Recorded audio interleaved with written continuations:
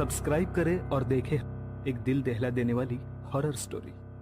बिना घबराए bell icon press करना ना भूलें।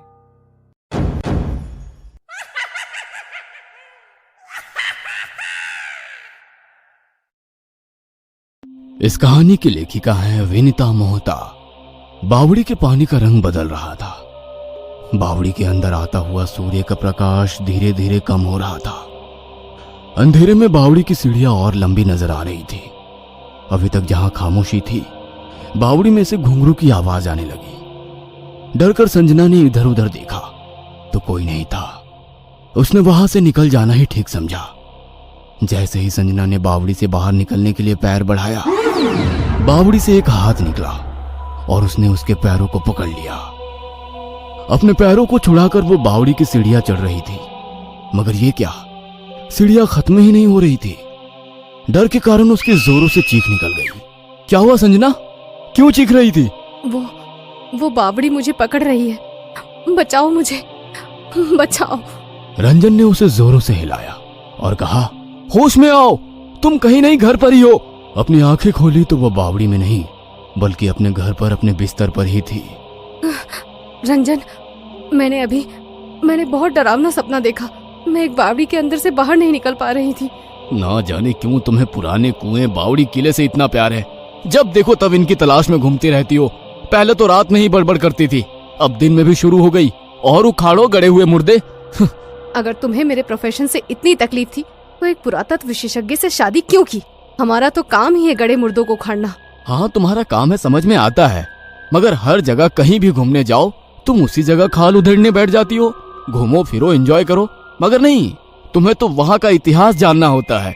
और भी तो प्रोफेसर है इस फील्ड में, मगर तुम्हारी तरह अपने प्रोफेशन के लिए पागल नहीं है। इतिहास नहीं जानूंगी तो उस जगह के रहस्य को कैसे समझ पाऊंगी? तुम नहीं समझोगे। तुम तो इंसानों के डॉक्टर हो। जैसे तुम्हें इंसान के शरीर की चीर फाड़ करना जरूरी है, वैसे ही हमें पुरानी जगह की चीर फाड़ करनी होती है। मैं अभी क्लिनिक जा रहा हूँ, तुम्हें कॉलेज छोड़ दूँ?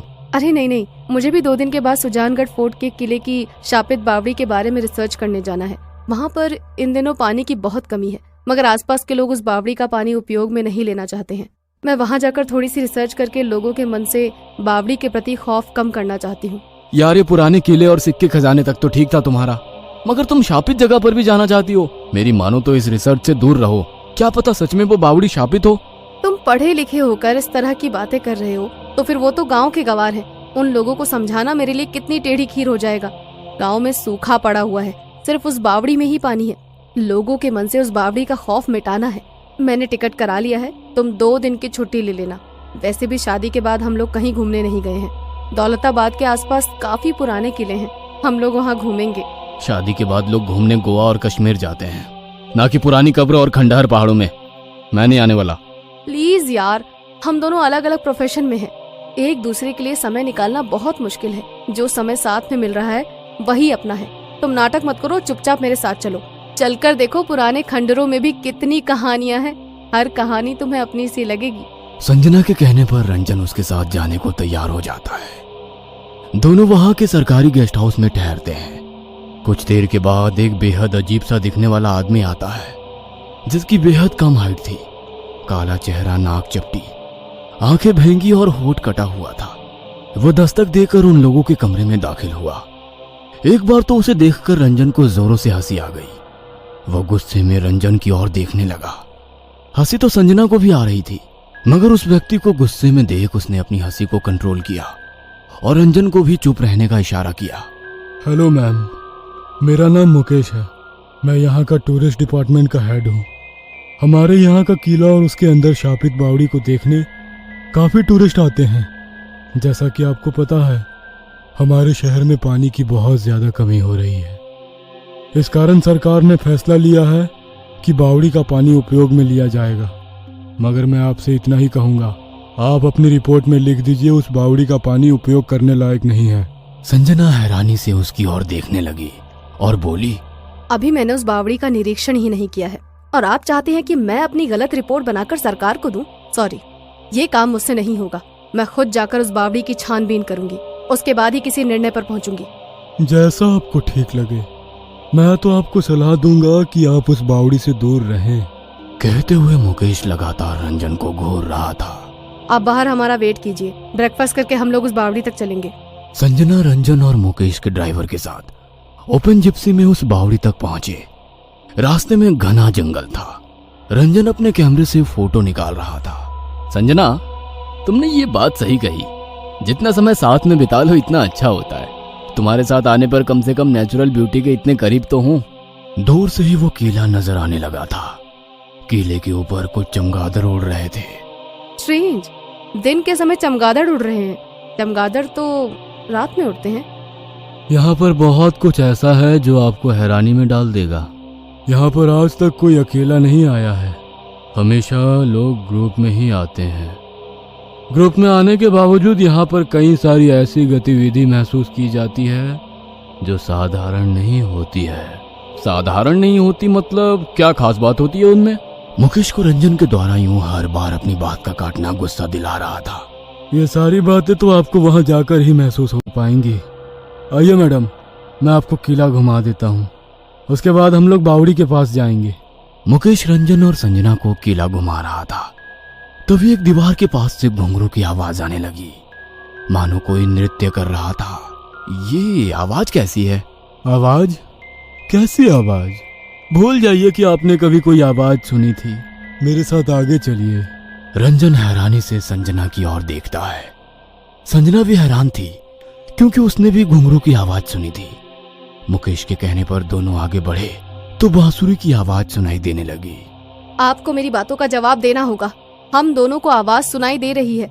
ऐसा तो नहीं है कि आपको आवाज नहीं आ रही है। ये महल पुरातत्व विभाग की संपत्ति है। यहाँ कोई अनैतिक रूप से रह रहा है तो उसके खिलाफ कार्यवाही की जाएगी। मुकेश तिरछी नजरों से संजना की ओर देखकर बोला, ये महल कुछ सालों पहले ही पुरातत्व विभाग की संपत्ति हुआ है। इस वक्त यहाँ पर वही लोग रह रहे हैं जिन्होंने इस महल का निर्माण कराया है। और आप कार्यवाही की बात कर रही हैं? कार्यवाही जिंदा इंसानों पर होती है, मरे हुए पर नहीं। व्हाट रबिश, क्या बकवास है? बकवास नहीं, हकीकत है। जो आपने अभी महसूस की यहाँ पर हर कोई उसे महसूस करता है। अभी हम जिस कमरे के पास से निकले वहां पर राजा को प्रसन्न करने के लिए दासियां नृत्य करती थी। अभी भी शायद वही नृत्य संगीत की महफिल सजी होगी। लोग कहते हैं कि यहाँ बावड़ी शापित है, मगर मैं कहता हूँ बावड़ी ही नहीं, पूरा महल ही शापित है। आइए, लंच का टाइम हो गया है, उसके बाद मैं आपको इस महल की कहानी सुनाऊंगा। लंच करने के बाद मुकेश ने एक पत्थर पर बैठकर कहानी सुनाना शुरू किया। रंजन उसकी वीडियो रिकॉर्ड कर रहा था। बहुत साल पहले यहाँ के राजा की कोई संतान नहीं थी। सभी लोग उनकी निसंतानता के कारण उन्हें ताने मारते थे।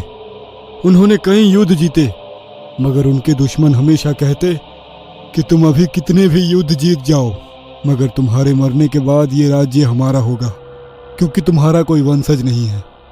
रानी को भी यह बात परेशान करती थी। एक बार रानी अपने महल में श्रृंगार कर रही थी, तभी रानी की दासी उससे दूर खड़ी आपस में बातें कर रही थी। बंजर जमीन खुद को कितना भी सजा ले, मगर उसमें से सोना नहीं उपज सकता। संतान नहीं होने के कारण ही तो राजा ने रानी को छोड़ दिया है, और उनके इतने बुलावे पर भी तो यहाँ नहीं आते। हमेशा नृत्य संगीत की महफिल में डूबे रहकर अपने गम को भुलाते हैं। अब तो महाराज के दो ही शौक बाकी रह गए हैं, पहला युद्ध और दूसरा संगीत। कहते हुए दोनों हंसने लगी। उन दोनों की बातें रानी को तीर की तरह चुभ गई। उन्होंने गुस्से में उनकी ओर देखा, मगर ये जाहिर नहीं होने दिया कि रानी ने उनकी सारी बातें सुन ली है। श्रृंगार कर कर रानी राजा का इंतजार कर रही थी, मगर राजा उनके कमरे में नहीं आए। तो रात को 12 बजने के बाद रानी ने अपना सारा श्रृंगार उतार कर फेंक दिया और काले कपड़े पहनकर जंगलों में निकल गई। अगले दिन सुबह इन दोनों दासियों की लाश इस बावड़ी में से मिली थी। कुछ दिनों के बाद राजा ने अपनी पड़ोसी राज्यों पर हमला कर दिया और उस पर कब्जा जमा लिया। वहां के राजा ने राजा की अधीनता स्वीकार की और अपनी बेटी राजा के साथ ब्याह दे दी। युद्ध जीतकर जब राजा महल में पहुंचे तो उनके साथ दूसरी रानी देखकर रानी बिना उनकी आरती उतारे अपने कमरे में चली गई। राजा अपनी नई रानी के साथ समय बिताने लगा और बड़ी रानी रात में जंगलों की ओर निकल जाती। समय बीत रहा था जहाँ छोटी रानी राजा के बच्चे की माँ बनने वाली थी, वहीं बड़ी रानी शैतान के बच्चे की माँ बनने वाली थी। काली शक्तियों को उन्होंने स्वयं अपने गर्भ में बच्चा स्थापित किया था। राजमहल में खुशियां मन रही थी। सब लोग छोटी रानी को खुशकिस्मत मान रहे थे कि उनके आने से भी बड़ी रानी को भी मां बनने का सौभाग्य मिला। छोटी रानी ने जिस दिन एक स्वस्थ और सुंदर पुत्र को जन्म दिया, उसी समय संयोग से बड़ी रानी ने भी शैतान के बच्चे को जन्म दिया। वो शरीर से विकृत था। उसे देखकर रानी को घृणा होने लगी और उन्होंने दासी से कह दिया कि राजा से कहना बड़ी रानी को मरा हुआ बच्चा पैदा हुआ। रानी ने खुद अपने हाथों से उस बच्चे का गला दबाया और उसे इस बावड़ी में फेंक दिया और बावड़ी अभिमंत्रित कर दी ताकि वो उस बावड़ी से बाहर ना आ सके। मगर था तो वो शैतान का अंश। उसने बावड़ी के अंदर रहते हुए ही राजा, उसके राज्य और रानियां सबको तबाह कर दिया। उसका जब जन्म हुआ था वो अमावस्या की रात थी। कहते हैं इस बावड़ी के अंदर आज भी वो जिंदा है और अमावस्या के दिन शाम के 5 बजे के बाद जो कोई भी इस महल में मौजूद रहता है उस बावड़ी का शिकार बन जाता है। मैं नहीं मानती ये सारी बातों को। आप माने या ना माने, यही सच है।